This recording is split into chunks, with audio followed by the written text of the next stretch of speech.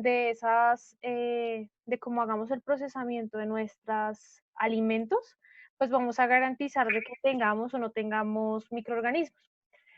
Entonces, una cosa muy interesante que nosotros podemos encontrar dentro de lo que corresponde a otras técnicas de conservación de los alimentos, pues vamos a hablar hoy de las técnicas que son en frío y en calor.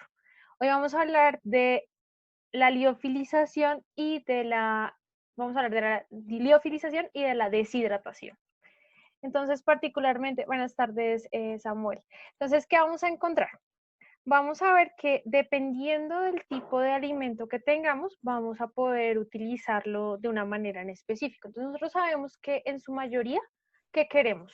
Queremos evitar a toda costa la contaminación de mi alimento con bacterias, con hongos o con levaduras, o que a lo largo de la vida de mi alimento pues se dañe.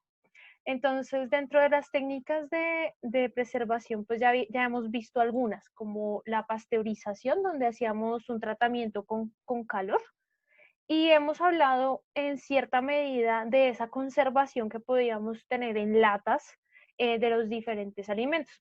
Hoy nos vamos a enfocar en lo que corresponde al control del agua que los alimentos pueden tener. No te preocupes, Jorge. Entonces podemos tener dos mecanismos. El primer mecanismo es a partir del procesamiento en frío. A este le vamos a llamar liofilización. Y vamos a tener otra técnica de control que es a partir de la deshidratación, es decir, retirar esa agua para que mi alimento quede sin agua. ¿Cuál es la importancia? Pues que gracias a estas técnicas de preservación de los alimentos, pues nosotros evitamos que haya alguna actividad en mi alimento en relación a la luz y al oxígeno que le caiga, aumento la vida útil de ese producto y lo más importante y lo que hemos hablado en relación con los microorganismos que pueden estar latentes en los alimentos. Entonces, el día de hoy voy a comenzar y una cosa muy interesante de este proceso de control de los alimentos y de preservación es la liofilización. Y la liofilización se relaciona mucho con la química. Entonces, alguien que me diga cuáles son los estados de la materia que ustedes ya los vieron y yo recuerdo por allá en segundo periodo que hablamos de diferentes cambios de fase. Sebastián creo que iba a hablar, ¿sí? Profe, líquido, gaseoso Y y sólido. eso. Gracias, Karen, y gracias, Sebastián. Entonces, nosotros sabemos que esto hace parte de la química, porque nosotros estamos hablando de que podemos pasar de un estado a otro, podemos tener un estado sólido, podemos tener un estado líquido, y dependiendo de esos estados, es que nosotros, y gracias, Jorge, sí, cuando hablamos del plasma, pues ya nos concentramos en un tipo específico de sustancias. Gracias, Jorge. Pero en principio, nosotros siempre hablamos de los tres tipos de estados de la materia, sólido, líquido y gaseoso, y mucho más los relacionamos con los alimentos, porque estos dos, pues vamos a ver que tenemos alimentos sólidos, tenemos alimentos líquidos, y el vapor de agua, pues correspondería al gas. Entonces, todo eso es química. ¿Y cómo va a ser química? Bueno, la cuestión es que esos cambios de estado o esa característica de yo pasar a diferentes estados de la materia permite que nosotros podamos tener un tipo en particular de alimentos que son los alimentos liofilizados. Entonces nosotros sabemos que cuando podemos pasar de estado sólido a líquido, ¿y a esto cómo le llamamos? Cuando pasamos de estado sólido a líquido.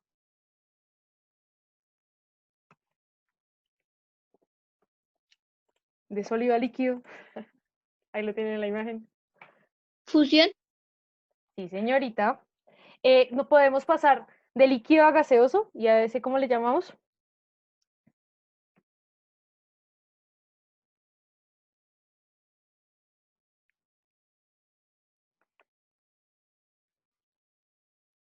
Cuando pasamos de, bueno, acá en el chat me están escribiendo. Evaporación, sí, señor Alejandro. Cuando pasamos, y ahora cuando pasamos de sólido a gaseoso, vamos a encontrar que es un cambio donde ese estado sólido pues ya no va a estar presente y lo que ocurre es que se vuelve vapor. Entonces, gracias a este cambio de estado, o sea, cuando pasamos de sólido directamente a gaseoso, a eso le vamos a llamar la sublimación. Esa sublimación implica que si yo, por ejemplo, estoy pensando en un alimento que tiene agua y que yo congelo, pues sencillamente mi alimento va a perder esa agua porque va a entrar a estado de vapor. Entonces, ¿cómo logramos eso? La razón es la siguiente, nosotros, gracias a esos cambios de estado, nosotros podemos ajustar el agua de los alimentos y podemos decir, bueno, dependiendo del agua que tenga mi alimento, yo lo que puedo hacer es congelarlo. Así, yo me acuerdo mucho, no sé por qué me acuerdo mucho de la era del hielo, porque todo lo que corresponde a liofilización va a estar relacionado con hielo. Y lo segundo es que nosotros vamos a tener esa fase sólida, y esa fase sólida, gracias a la temperatura y a la presión, van a generar un cambio de estado de sólido a gaseoso. La razón es la siguiente.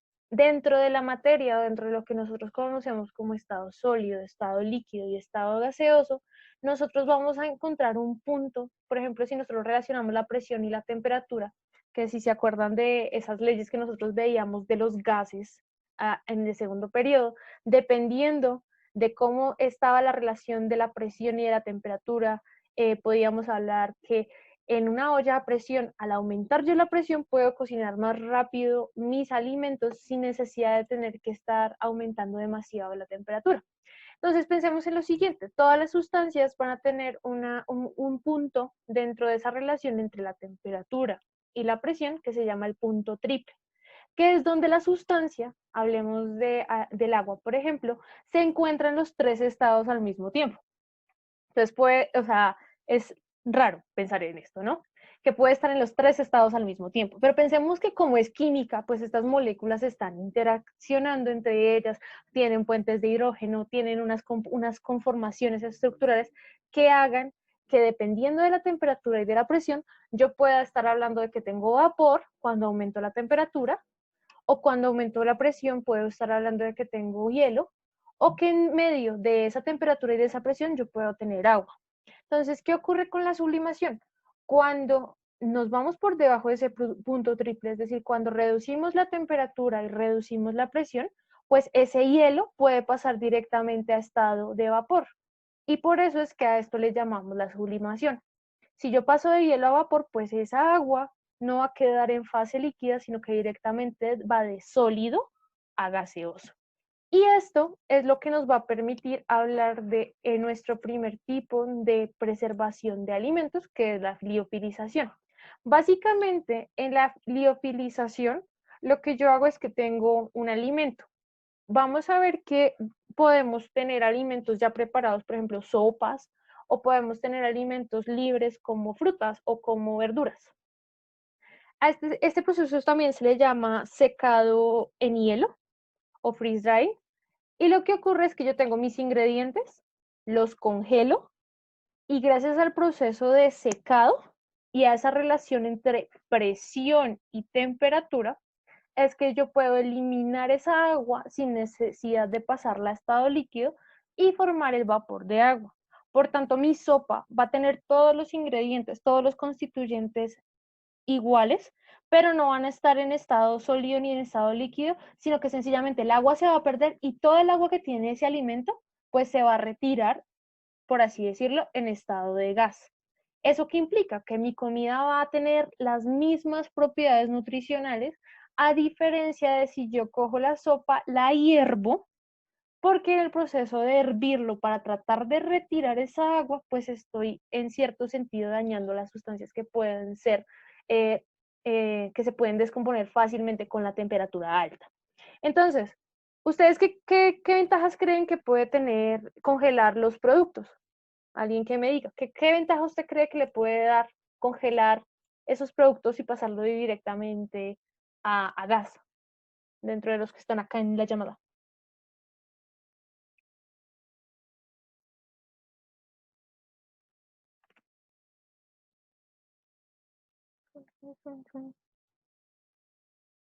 Entonces por acá me escriben en el chat. Está pensando Jorge. Pero listo. ¿Qué ventajas ustedes creen que puede tener ese hecho? Digamos, cuando ustedes cocinan la comida es diferente a si la congelan, ¿cierto? Hay una diferencia, ¿en qué sentido? varios estudiantes que están ingresando. ¿Nadie? O digan, no, no sé, no importa. No sé, profe. Listo, entonces no hay problema. Tampoco. Samuel, cuénteme. No, profe, que no sé. Listo. Vamos a tener unos cambios en las propiedades de ese alimento, en el sabor, en la textura, en las propiedades, a eso le llamamos las propiedades organolépticas, como huele, como sabe, o qué cantidad de nutrientes va a tener. Entonces vamos a encontrar que si yo cocino un alimento, pues va a perder ciertas propiedades, así yo lo congelo. Ese era el sentido de la pregunta. Entonces, para hablar de las ventajas, pues vamos a ver que las ventajas están asociadas directamente a cómo nosotros hacemos el procesamiento de ese alimento liofilizado. Entonces, ¿qué vamos a encontrar? Las ventajas están asociadas directamente a las sustancias que yo podría perder por el hecho de cocinar. Entonces, si yo cocino un alimento, de pronto algunas características de textura, de sabor o de minerales o de nutrientes se pueden perder. En la liofilización, ¿qué vamos a tener? Que yo tengo mi alimento fresco, por ejemplo, pueden ser 100 gramos de verduras y de frutas. En la primera fase yo lo que hago es que lo congelo. Ese proceso de, bueno, eso va a ser en una máquina que ahorita vamos a ver que es el liofilizador, donde va a estar un ajuste tanto de temperatura como de presión. Y ese hecho de yo pasarlo por debajo de ese triple punto va a permitir retirar esa agua de una vez a estado gaseoso y a esto le llamamos la sublimación. ¿Qué va a pasar? Pues que ese alimento pues va a mantener su constitución, va a seguir siendo, verse fresa como una fresa, no como una uva pasa, por ejemplo, y sencillamente en lo que corresponde a la estructura celular, pues se va a mantener, porque ese alimento sencillamente, yo no estoy evaporándole el agua a partir de calor, entonces no lo estoy cocinando, sino que sencillamente le estoy extrayendo el agua a partir de ese paso de sólido a gaseoso. Eso permite que mi alimento, cuando yo lo vea, sea igual, no haya algún cambio, algún ajuste de la reducción de tamaño o de la propiedad, digamos, de sus células. ¿Qué va a variar? El peso. El hecho de que yo cambie ese estado de sólido a gaseoso y pierda esa agua, pues lo que corresponde al peso del alimento en agua se va a perder. Entonces, si yo arranco con 100 gramos de alimento, voy a terminar con 10 gramos de alimento liofilizado, pero con las mismas características nutricionales de si yo me comiera una pera o una fresa completamente íntegra. La cuestión es que, pues esto a lo largo de la historia, pues ha tenido una representación importante porque estamos hablando de que, bueno, en las antiguas civilizaciones de alguna manera tenían que conservar a partir de la reducción de temperatura los alimentos. Entonces vamos a encontrar que en diferentes lugares del mundo aparece esa preservación con el frío. Entonces, lo que corresponde a los indígenas que se encuentran en el Perú, ellos hablaban de que conservaban las papas. Como ellos están en zonas de mucha altura, pues en las zonas de mucha altura, pues va a haber hielo, va a haber baja temperatura y vamos a tener altas presiones. ¿Qué va a ocurrir? Que el hecho de que yo tenga mis papas cerca al hielo o en zonas donde están reguladas por la temperatura, yo puedo también regular el proceso de liofilización. Y lo que se encontró es que ellos, bueno, en la cosmovisión, en la visión de su mundo, es que le rezaban al dios del frío para que las papas se lograran, digamos, congelar y ellos las pudieran utilizar. Entonces, ellos lograban obtener unas papas que de esas se extraían un polvo y sobre este polvo se alimentaban. Otro tipo, digamos, de uso tradicional de ese cambio de frío dentro de los alimentos fue en Japón. Entonces, todos los productos derivados de la soya, como el tofu, también se trataban de controlar la aparición de microorganismos y la aparición y la preservación del alimento a partir del frío. Y uno de los momentos más importantes dentro de este mecanismo, digamos, de preservar los alimentos por el frío, fue en el momento de la Segunda Guerra Mundial. Entonces, uno dice, bueno, estas personas estaban moviéndose de un lado a otro, estaban en una guerra, ellos no podían tener unos alimentos pues no se podían llevar unos alimentos pues de gran tamaño, de mayor peso, pues porque aparte de eso ellos tenían todas sus provisiones y sus armas, y cargar eso representaba pues perder espacio y perder energía. Entonces los alimentos liofilizados aparecen como estrategias para reducir el peso de la carga de esos alimentos que van a tener las tropas. Y un segundo punto interesante es que se utilizan los liofilizados del suero de la sangre para, en caso de que alguna persona sufriera algún problema, por ejemplo, pérdida de sangre, se pudiera hacer, se les pudiera reconstituir esa sangre a partir de ese plasma liofilizado. Entonces, este tipo, digamos, de técnica, pues se ha utilizado a lo largo del tiempo y es muy importante tanto para la parte alimenticia como la parte de lo que corresponde a salud. Entonces, gracias a esa modificación de esa presión o de estar en esas zonas de alta altitud, por así decirlo, de alta presión, pues ese cambio de estado eh, sólido a estado gaseoso, pues se va a dar más fácil. Entonces, vamos a ver cómo ocurre este proceso. Entonces, bueno, en algunos casos, ¿qué va a ocurrir? Se puede hacer el alimento y se puede cocinar antes de generar ese secado. Entonces, pues obviamente tenemos que lavar los alimentos, eso hace parte de un protocolo de limpieza para eliminar esos microorganismos que pueden quedar en las superficies. ¿Qué ocurre? Hay unas planchas que son de tipo metálico y sobre esas es que se pone los alimentos. Entonces, Jorge levantó la mano, ¿tiene algo que decir? ¿Tienes algo que decir, Jorge? Chun, chun, chun, chun. ¿O que me es que? Listo. Entonces, ¿qué vamos a tener? ¿Qué es en esas planchas? Es en donde va a ser ese proceso del enfriamiento dramático y de ese cambio de temperatura que va a permitir ese paso y esa sublimación, ese paso de estado sólido a estado gaseoso. Se me fue. Listo. ¿Qué es importante? Que después, como yo tengo un alimento que ya perdió esa agua, pues hay dos posibilidades, que yo lo puedo romper, yo lo puedo presionar y generar un polvo, o yo lo puedo efectivamente empacar y entregarlo como un alimento liofilizado sin dañar su forma. ¿Qué ventajas tiene este tipo, digamos, de alimentos? Entonces, no sé si alguno de ustedes ha consumido algún alimento liofilizado. Digan sí o digan no, no hay problema. No hay problema si no han consumido alimentos liofilizados. ¿Sí o no?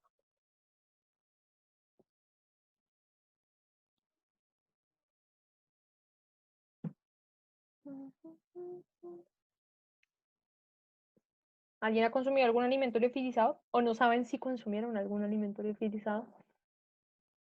No, profe, pues yo no sé. Entonces, de pronto, uno de los alimentos más fáciles de conseguir liofilizados es el café. Entonces, ese café instantáneo que su familia de pronto consume, está liofilizado. No es ese café molido, sino que sencillamente es un polvito que uno mezcla con el agua y ya se disuelve y es el café. Uno de los ejemplos más clásicos de alimentos que pueden conseguir liofilizados es el café liofilizado. Entonces, vamos a ver que aparte de las frutas, pues podemos tener otros tipos de alimentos. Ahora, ¿qué ventajas esto tiene sobre esos otros alimentos de los que hemos hablado? Pues vamos a encontrar que las ventajas están enfocadas con la vida útil del alimento. Entonces, por ejemplo, una manzana puede durar una semana en una casa sin que le pase nada, luego comienza su proceso de descomposición. Si yo hago o someto esa manzana dentro de mi proceso de liofilización, pues el hecho de que yo le elimine esa agua va a permitir que, uno, no me vaya a tener microorganismos. Dos, la vida útil del alimento es más larga, es decir, va a durar más tiempo en descomponerse, por así decirlo. Segundo, usualmente, como yo no estoy haciendo un tratamiento con calor, sino con frío, pues yo no voy a reducir los nutrientes. Mis nutrientes van a seguir ahí tranquilitos. Tercero, vamos a reducir el peso de los alimentos y esta es la ventaja que tiene, por ejemplo, sobre la deshidratación, y por eso es que estos alimentos se empleaban en la Segunda Guerra Mundial. Vamos a encontrar también que esas propiedades de tamaño, color, sabor, textura, que era lo que yo les preguntaba de cómo cambia un alimento, se van a mantener.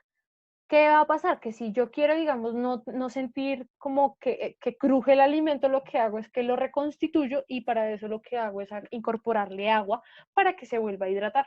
Pero en principio estos alimentos no van a tener no van a tener un proceso de descomposición y es una de las ventajas que va a ser muy fuerte sobre otros tipos de alimentos. Vamos a ver que, pues en comparación con lo que habíamos visto de los enlatados, estos pues no duraban tanto tiempo en comparación con los liofilizados.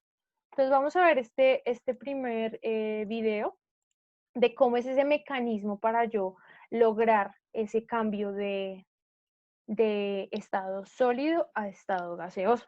Entonces me cuentan si escuchan, este está en español, no hay problema, entonces no. Primero, lave y corte las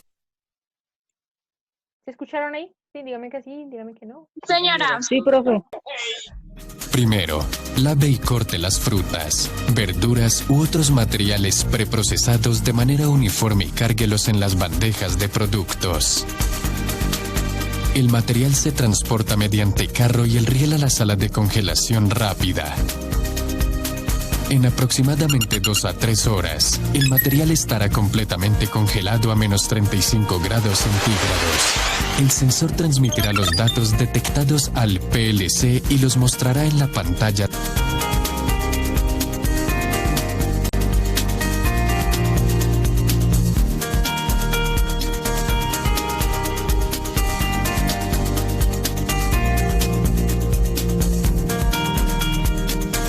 El material congelado se transportará a la cámara de liofilización. La cámara se cierra y está lista para liofilizar. Cuando la temperatura del material alcanza la temperatura establecida, el producto se seca. En este momento, es necesario bajar la temperatura del estante y liberar el vacío para la descarga. Después de la descarga, la escarcha en el colector de vapor de agua debe descongelarse para el próximo lote de producción.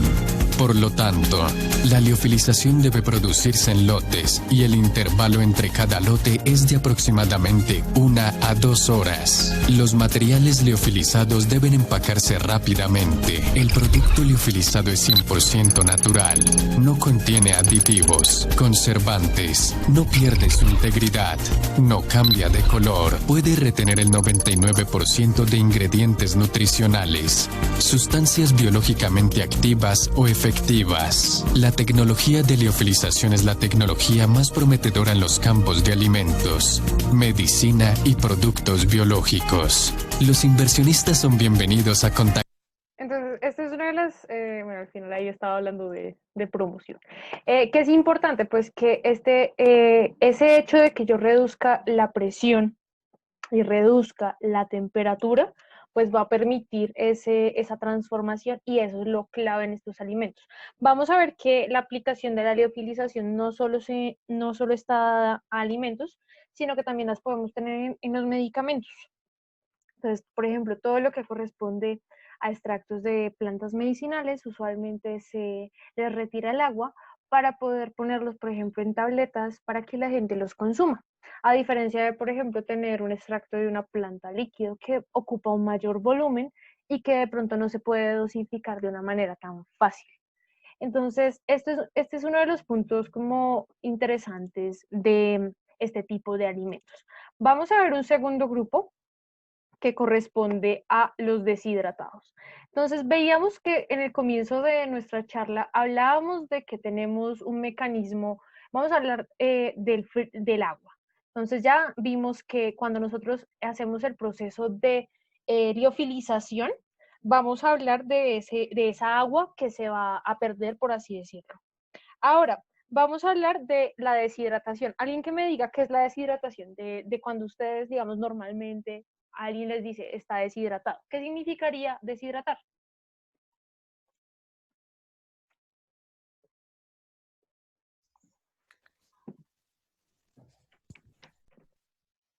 Samuel, creo que activó micrófono por ahí.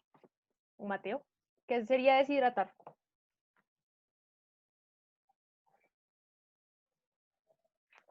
Es por acá. Pues, profe, que le falta como agua o minerales al cuerpo. Listo, gracias Sebastián. Sí, entonces Alejandro y Sebastián, Alejandro me dice en el chat, no, Jorge me dice en el chat que le quitamos el agua y Duque nos está relacionando cuando esos minerales se comienzan a perder. Entonces, efectivamente, cuando nosotros hablamos de de deshidratación, estamos diciendo de que vamos a perder el agua de nuestros alimentos.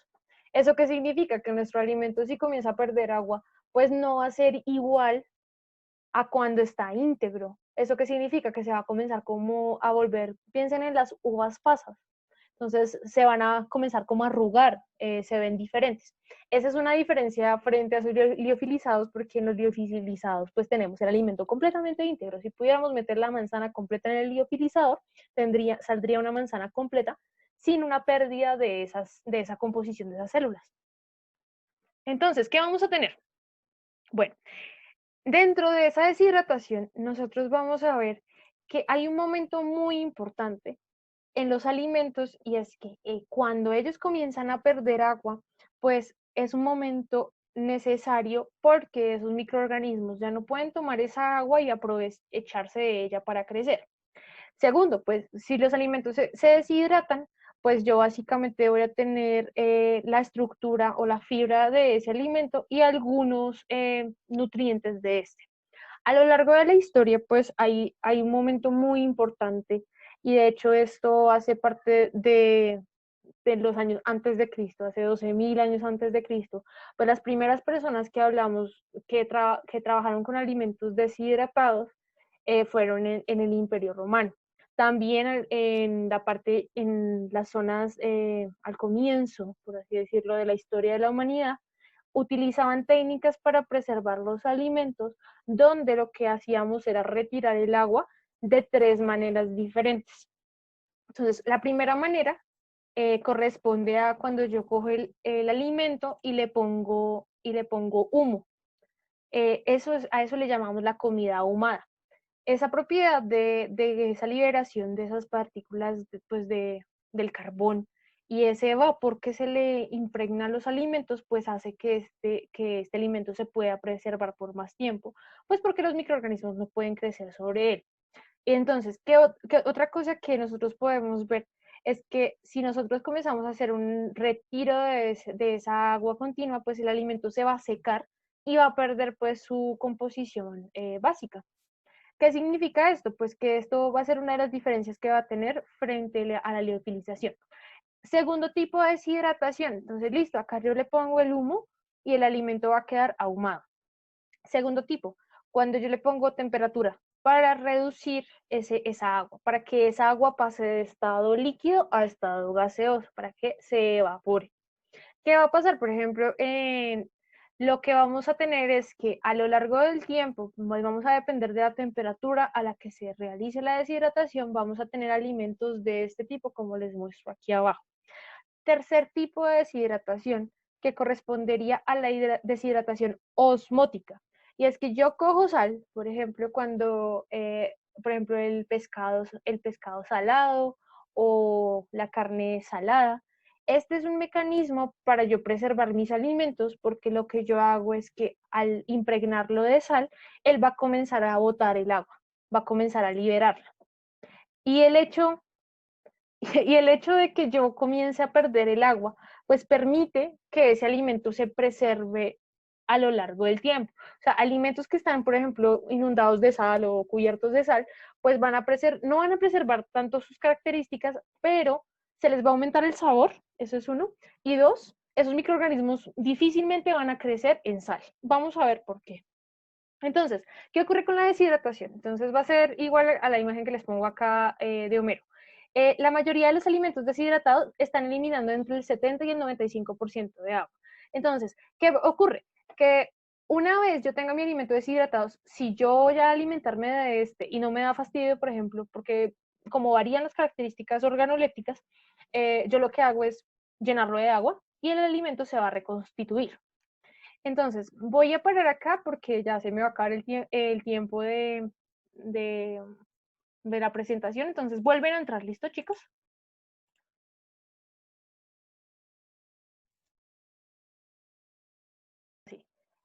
Bueno, entonces, ahora, ¿cómo se interpreta esto? Entonces, listo, Laura nos da una posición, listo, yo no podría decir si es válido o no, porque hay muchas cosas dentro de lo que yo hago que de pronto van en oposición con eso que se plantea, y es válido de pensar.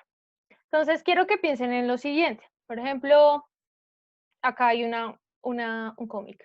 Entonces, el señor estaba bajando y el sótano está inundado. Entonces hay un monstruo y el monstruo lo que hace es destruir las tuberías. Y el señor le dice, no te preocupes, Peter, he calculado que el placer que obtengo al destruir estas tuberías es mayor que el sufrimiento que te causa. Entonces, soy el monstruo de la utilidad. Entonces, este es uno de los principales planteamientos dentro del utilitarismo, y es considerar que como algo me causa felicidad o me causa placer, pues yo podría hacerlo porque no va en contra de la oposición a la cosa o a la otra persona, por ejemplo, en este escenario. ¿Y qué es importante? Las cosas que yo hago, que yo no hago, según el uso o el desuso de los animales, ¿en qué va a depender?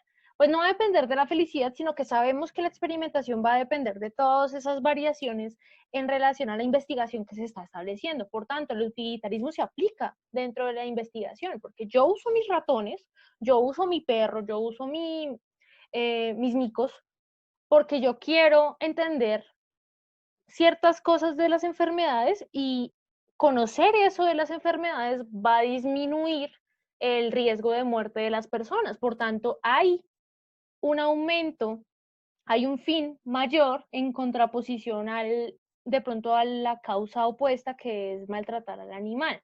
Sin embargo, ustedes ya saben que no es que se maltraten a los animales, pero si nosotros consideráramos eso que decimos de tenemos en cuenta todos los seres vivos, pues no iría en contra de eso. ¿Qué tenemos que tener en cuenta? Las acciones son buenas en la medida que conduzca a la felicidad de una colectividad. Pues la colectividad, ¿qué quiere? Quiere la cura de alguna enfermedad. La cura de alguna enfermedad va a generar bienestar, va a generar felicidad. Por tanto, la acción del uso de esos animales es válida. Lo mismo podemos aplicarlo para las personas que les gustan los toros, para las personas que les gustan las peleas de gallos, o para las personas que consumen cualquier tipo de carne. La carne me va a generar un bienestar, por tanto, la muerte del animal es válida. Entonces, este es uno de los puntos críticos, porque cada una de esas posturas pues va a tener unos puntos a favor y otros puntos en contra. Por ejemplo, en este utilitarismo vemos que es eso que nosotros hablábamos de la obligación moral o el estado moral, pues no se va a aplicar, pues se va a aplicar específicamente solo a algunos tipos de animales. Otros tipos de animales se van a poder utilizar. Entonces, este es un punto muy interesante. Segundo, entonces vamos a ver que eso se va a relacionar con eso que veíamos en el video como el especiesismo. Entonces, listo, esto es terrible porque es que yo estoy chuzando al pobre perrito y está sufriendo, pero esto no lo es.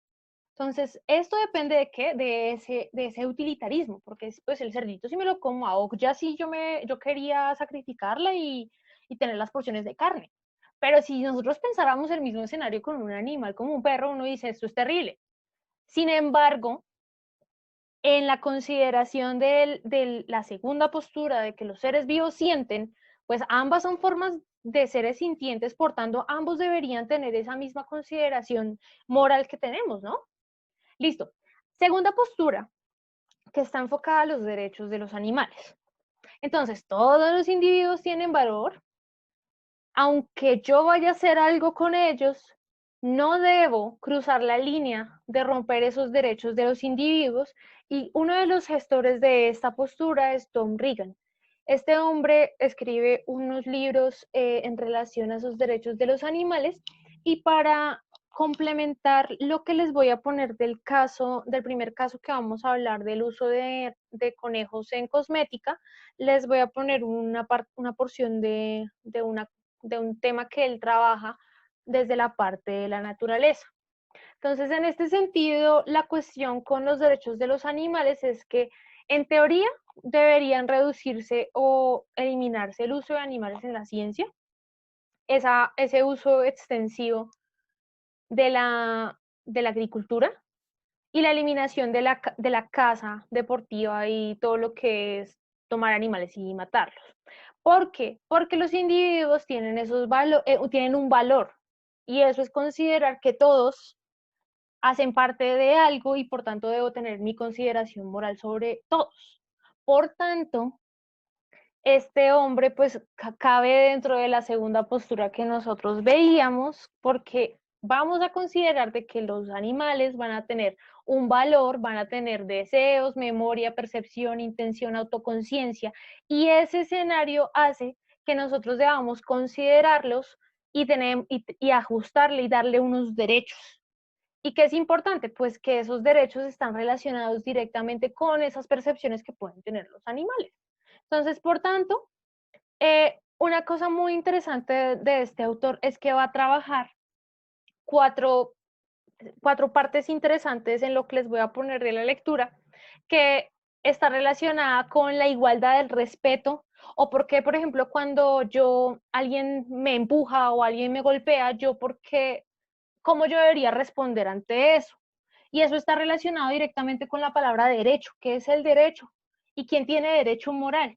Entonces aquí vamos a encontrar en esta lectura que les voy a enviar el día de hoy, cómo nosotros vamos a entender esos términos de igualdad, de respeto, de derecho, de tú no puedes cruzar algo que yo hago o no puedes matarme a mí solo porque sí. Entonces, este sentido y este punto de vista es muy interesante y quiero que lo interpreten en el sentido del escenario que les voy a poner del caso de estudio del uso de conejos en cosmética. ¿Listo? Listo. Para abordar ya el tercer tema y ya terminar la clase para que no nos extendamos tanto, la tercera postura está enfocada en lo que es una especie. Entonces ya vimos y ya habíamos visto que todos los seres vivos pues vienen a lo largo de la evolución, vienen de un punto central y por eso podemos diferenciar los seres vivos de las rocas y decíamos, listo, las rocas yo las puedo tirar porque ellas no sienten, pero a los seres vivos sienten.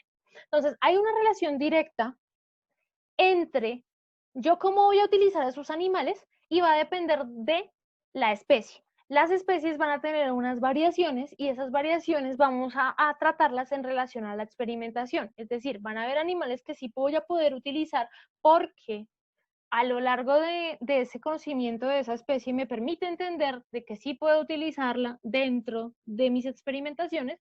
Y el hombre lo que dice es, nosotros cuidamos a los animales, ellos nos cuidarán a nosotros. Entonces hay una postura también en algunos sentidos, desde considerar que puedo usar el animal, pero debo tener en cuenta qué dentro de la escala es ese animal.